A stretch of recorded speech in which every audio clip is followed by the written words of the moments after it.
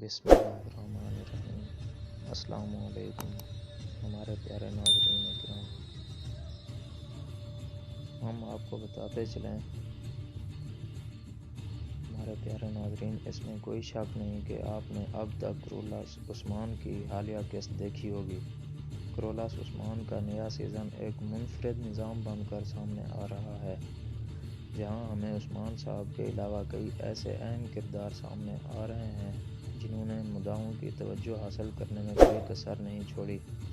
یعنی کامیابی ضرور حاصل کی ہے۔ لیکن اگر آپ سوچ رہے ہیں کہ کرولس عثمان میں کوئی تبدیلی نہیں آ رہی تو آپ بالکل غلط سوچ رہے ہیں، کیونکہ اس سیریز کے شروع میں بڑے کردار اور عثمان صاحب کے مخالف دکھائے جا رہے ہیں، تو اس میں آگے جا کے بڑی جنگیں اور فتوحات ہوں گی، کیونکہ جس طرح کے حالات دکھائے جا رہے ہیں، دوسرے دشمن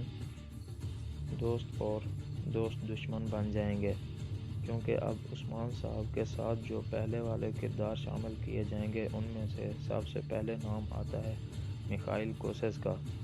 دوستو، اگر حقیقت کو بھی دیکھا جائے تو سلطنت عثمانیہ میں میخائیل کوسیس کا ایک اہم کردار رہا ہے۔ ہمارے پیارے ناظرین کرام، ہم آپ کو بتاتے چلیں کہ مزے کی بات بتاتے ہیں، کوسیس کا حقیقی نام مائیکل کوسیس تھا۔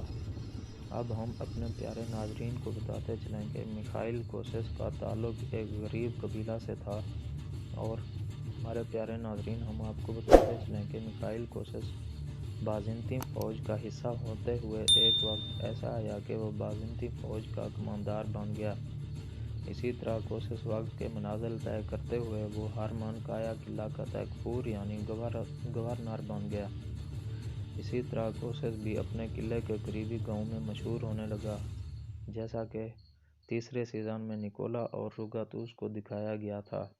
اسی طرح وقت گزرنے کے ساتھ ساتھ کوسیس نے کئی بار عثمان بے کے خلاف سازشیں اور حملے بھی کیے، لیکن اسی دوران کئی قبیلے پر بڑے حملے کے لیے کوسیس اور علی شار نے مل کر سازش کی، جس میں عثمان صاحب پہلے ہی سے اس حملے کے لیے تیار بیٹھے تھے۔ انہوں نے کوسیس اور علی شار کے منصوبوں کو ناکام بنا ڈالا۔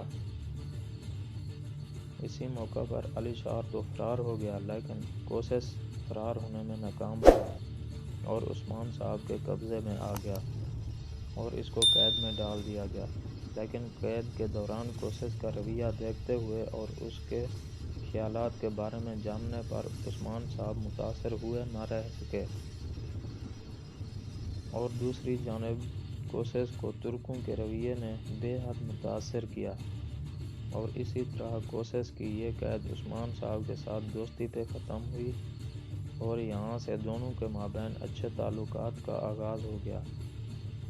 اور ناظرین، یہ کوسیس ہی ہے جس کے بارے میں ہے کہ پہلا بازنطینی تیکفور ہے جنہوں نے اسلام قبول کیا۔ اب کوسیس کی اسلام قبول کرنے کی کچھ مختلف وجوہات ہیں، جن میں ایک تو عثمان صاحب کے اخلاق کی وجہ ہے، اور دوسری ایک خواب دیکھا تھا جس میں انہیں اسلام کی حقیقت کے بارے میں کچھ نشانیاں ملی، اور اسی وجہ سے کوسیس مسلمان ہو گیا۔ ہمارے پیارے ناظرین کرام، ہم آپ کو بتاتے چلیں کہ میخائیل کوسیس کا نام بعد میں عبداللہ رکھ دیا گیا تھا، اور اسی وجہ سے انہیں عبداللہ غازی میخائیل کوسیس کے نام سے بھی یاد کیا جاتا ہے۔ اسلام قبول کرنے کے بعد عبداللہ غازی عثمان صاحب کے ساتھ رہے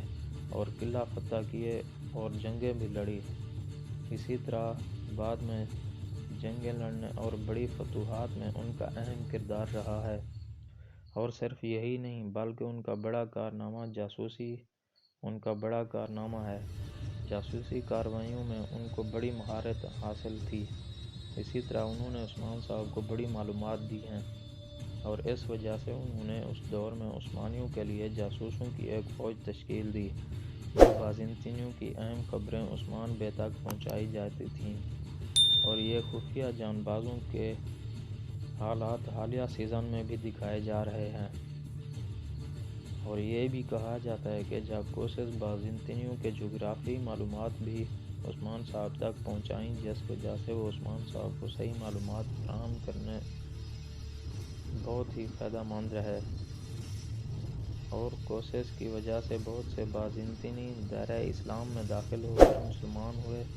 اور اسلام قبول کر کے ایمان لائے۔ یعنی کوشش عثمان صاحب کے اتحادی بن کر بھی کام کرتے رہے۔ ہمارے پیارے ناظرین کرام، ہم آپ کو بتاتے چلیں کہ انہوں نے نہ صرف عثمان غازی کے ساتھ کام کیا بلکہ عثمان غازی کی وفات کے بعد وہ اورحان غازی کے بھی وفادار رہے، یہاں تک کہ اورحان غازی کی فتوحات کے دوران بازنطینی تکفیروں کے مذاکرات اور اسلام کی دعوت دینے پر اہم کردار ادا کیا۔